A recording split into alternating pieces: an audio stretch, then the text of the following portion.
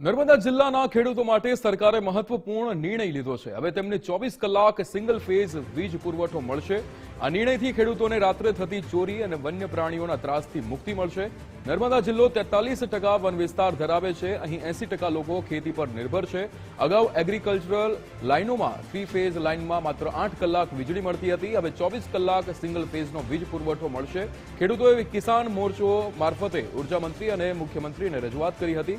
તેમની માંગણીને ધ્યાનમાં લઈને આ નિર્ણય લેવાયો છે। 24 કલાક વીજળી મળવાથી ખેતરોમાં લગાવેલા ઝટકા મશીન કાર્યરત રહેશે। આ ઉપરાંત સીસીટીવી કેમેરા પણ લગાવી શકાશે।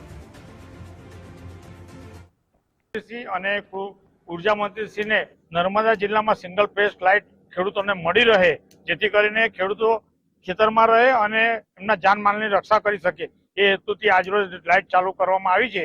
એનાથી ખેડૂતોમાં હર્ષની લાગણી પહેલા અમને 8 કલાક ખેતીવાડીની લાઇટ મળતી, ત્યાર પછીના બાકીના 16 કલાક ખેતરમાં લાઇટ રહેતી નથી। પરંતુ હવે આ સિંગલ ફેઝ લાઇટ ચાલુ કરવાથી 8 કલાક ખેતી વિષયક લાઇટ મળશે અને બાકીના 16 કલાક કન્ટિન્યુ સિંગલ ફેઝ લાઇટ મળશે, જેથી કરીને ખેતરમાં કોઈ માણસ રહી શકશે।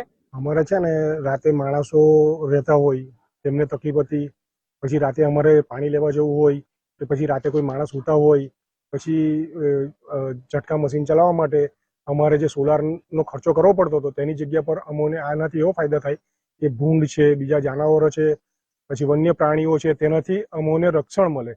આ જે 24 કલાક જે સિંગલ ફેઝ એગ્રીકલ્ચર લાઇનમાં આપવા માટે સરકારે કર્યું છે તેનાથી ખેડૂતોને બહુ મોટો લાભ છે।